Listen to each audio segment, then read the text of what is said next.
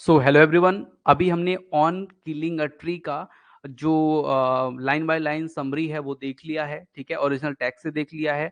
अब हम लोग जो बात करने वाले हैं वो एक इम्पॉर्टेंट बात करेंगे लिटरेरी डिवाइसेस की। इस पोएम में कौन कौन से लिटरेरी डिवाइसेस हैं जो आप लोग को पढ़ना जरूरी है। ठीक है, तो चलिए स्टार्ट करते हैं सेशन को और देखते हैं लिटरेरी डिवाइसेस को। ठीक है, सो डियर स्टूडेंट, सबसे पहले मैं आप लोग को बता दूं कि लिटरेरी डिवाइसेस में सबसे पहले मैं आपको बताने वाला हूं मेटाफर। ठीक है, मेटाफर का प्रयोग कहाँ कहाँ हुआ है। ठीक है, तो मेटाफर का प्रयोग कहाँ कहाँ हुआ है वो हम देख लेते हैं। उससे पहले मैं आप लोग को बता दूं ये जो पोयम है ये फ्री वर्स है। ठीक है, मतलब इसमें कोई भी राइमिंग स्कीम नहीं है, फ्री वर्स है। और इसके पहले जो मैंने पोयम बताई थी वो भी क्या थी, आपकी फ्री वर्स थी। ठीक है, तो ये चीज आप लोग को ध्यान रखना है, फ्री वर्स है। और फ्री वर्स में अब हम देखने वाले हैं मेटाफर। मेटाफर क्या होता है? मेटाफर होता है आपका कंपैरिजन जब होता है ना इनडायरेक्ट, तो वहां पे मेटाफर होता है। ठीक है, अगर मैं आप लोग को बताऊं, एक लेप्रस हाइड नाम का एक शब्द मिला था। ठीक है, तो उसमें अगर आप देखें, the uneven colour of the surface of the trunk of a tree is compare to the skin of a person suffering from leprosy. ठीक है, तो यहाँ पर मेटाफर का यूज हुआ है। मेटाफर का जो यूज किया गया है वो इनडायरेक्ट तरीके से बताया गया है। और इनडायरेक्ट तरीके से ऐसा बताया गया है कि जैसे लेप्रोसी जो होता है, वो जो लेप्रस हाइट जो होता है वो होता है स्किन पे। ठीक है, और लेकिन वो स्किन किसकी बताई गई है? वो बताई गई है पेड़ की। ठीक है, तो यहाँ पे आप लोग बता सकते हैं कि भैया मेटाफर यहाँ पे होगा। ठीक है, अब यहाँ पे थोड़ा सा आप लोग को कंफ्यूजन बन सकता है पर्सोनिफिकेशन पे भी, क्योंकि पर्सोनिफाइड भी यहाँ पे किया गया है कहीं ना कहीं। क्योंकि स्किन जो है वो कैसी है? स्किन जो है पेड़ की हो चाहे मनुष्य की हो, तो यहाँ पे जो ये बीमारी होती है वो किसको होती है? व्यक्ति को होती है। ठीक है, कौन सी? लेप्रोसाइट वाली। तो ये जो बीमारी है वो किसको हो गई है? पेड़ को हो गई है। ठीक है, बीमारी नहीं, एक्चुअली वो उसका नेचुरल तरीका है पेड़ का होने का। तो यहाँ पे आप लोग को मेटाफर और पर्सोनिफिकेशन दोनों हो सकता है, लेकिन अगर परीक्षा में आएगा क्वेश्चन तो आपको मेटाफर लगाना है। और उम्मीद यही है कि मेटाफर और पर्सोनिफिकेशन साथ साथ में ऑप्शन में नहीं रहेगा। ठीक है, तो इस चीज की गारंटी है, दोनों साथ साथ में नहीं रहेगा। अगर आता है तो आप लोग को मेटाफर का ही आंसर लगाना है। ठीक है, चलिए आगे चलते हैं और आगे समझते हैं। दूसरी बात यह है, ब्लीडिंग बार्क की बात हो रही है। तो ब्लीडिंग बार्क जो है वो क्या है?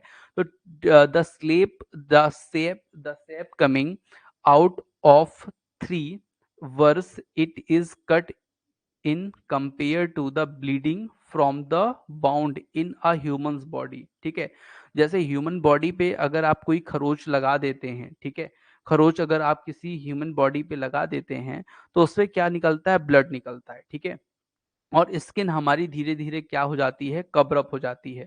तो उसी प्रकार यहाँ पर भी बताया गया है ब्लीडिंग बाग। ठीक है, तो ब्लीडिंग बाग जो है वो भी क्या होगा आपका? यहाँ पे मेटाफर होगा। ठीक है, या ओरिजिनल टेक्स्ट जब मैंने आपको दिखाया तो वहां पे मैंने बताया था। ठीक है, एक चीज और, अगर आप ध्यान दिए हों तो कई जगह ऐसे वर्ड आए हैं जो एलिट्रेशन मतलब होता है जब कोई कॉन्सोनेंट साउंड दो या दो से अधिक बार क्या होता है? रिपीट होता है, तो वहां पे होता है कॉन्सोनेंट साउंड। ठीक है, अब यहाँ पे अगर आप ध्यान से देख रहे हो तो यहाँ पे लिखा है ब्लीडिंग बाक, तो ब्लीडिंग बाक में बी और बी, तो यहाँ पे हो रहा है क्या? एलिट्रेशन। ठीक है, अगर बाइट एंड बेड पे अगर आप ध्यान दें तो यहाँ पे वाइट और वेट पे भी डब्लू आ रहा है, इसका मतलब यहाँ पे भी क्या है? एलिट्रेशन है। ठीक है, तो ये चीज आपको ध्यान रखनी है।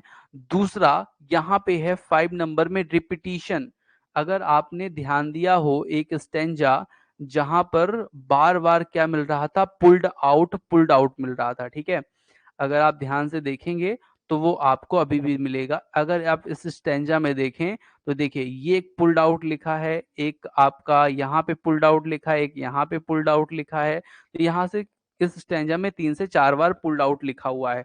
तो पुल्ड आउट जो होता है, पुल्ड आउट मतलब क्या होता है? निकलना, निकाल लेना, पूरी तरह से निकाल लेना। ठीक है, पुल्ड आउट मतलब क्या होता है? पूरी तरह से निकाल लेना। तो पुल्ड आउट जो है ना, ये आपको ध्यान रखना है। ठीक है, पुल्ड आउट क्या हुआ?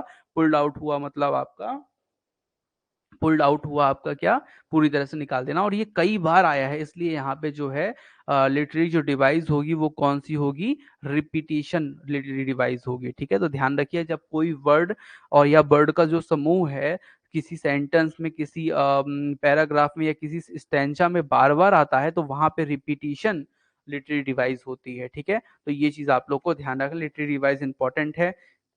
एक चीज ध्यान रखिएगा, इसमें आपसे पूछ लेगा कौन सी राइमिंग स्कीम है, तो राइमिंग स्कीम जो है वो है फ्री वर्स। ठीक है, राइमिंग स्कीम क्या है, फ्री वर्स, मतलब इसमें कोई भी राइमिंग स्कीम नहीं है। ठीक है, तो ये भी आप लोग को ध्यान रखना है, ध्यान रख के आगे चलना है। ठीक है, चलिए मैं कुछ और चीजें आप लोग को हो सकता है बता देता हूं इसमें। देखिए, the poet the poets sensitize the reader and highlight the fact that trees are living things। मतलब यहाँ पे पोएट बताना चाह रहे हैं कि भैया ये जो ट्री भी है ना वो भी लिविंग थिंग है, उनके भी जान होती है।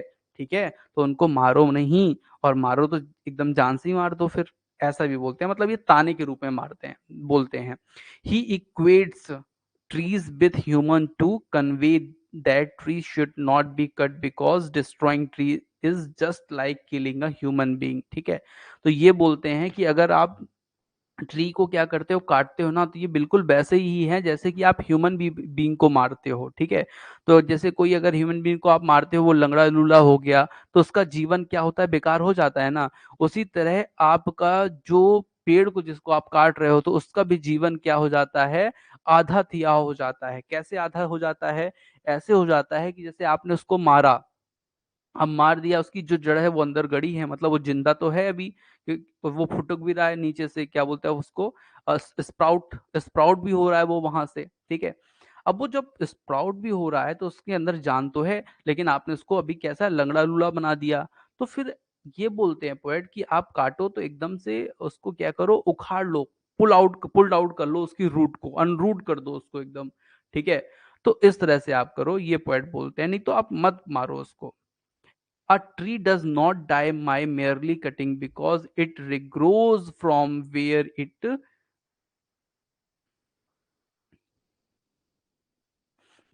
is cut। If it has to be destroyed then it has to be uprooted। ठीक है, अगर आप उसे डिस्ट्रॉय कर रहे हो तो उसको आप अपरूटेड कर दो, उसको सुखाने के लिए रख दो, और वो एकदम जब कड़क हो जाए तो आप मान के चलो कि वो क्या हुआ है, मरा है। ठीक है, तो ये चीज आप लोग को ध्यान रखनी है। ठीक है, आपसे क्वेश्चन पूछा जा सकता है कि आप पोएट यहाँ पे मारने के लिए बोल रहा है कि काटने के लिए बोल रहा है, तो आप बताएंगे मारने के लिए। ठीक है, किलिंग, कटिंग का यूज नहीं हो रहा है, किलिंग का यूज हो रहा है। ठीक है, तो ये चीज आप लोग को ध्यान रखनी है। ठीक है, तो ये आपका इंपॉर्टेंट जो फैक्ट थे इससे संबंधित वो मैंने आप लोग को बता दिए हैं।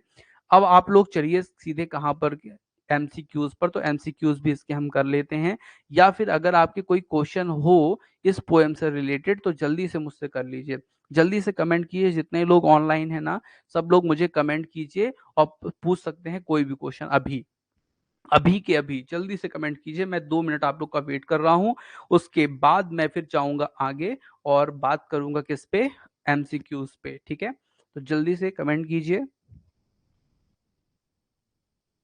कि समझ में आ गया है, तो ओके ओके ओके लिख दीजिए, तो मैं मान लूंगा कि आप लोग को समझ में आ गया है, आगे फिर मैं चलूंगा।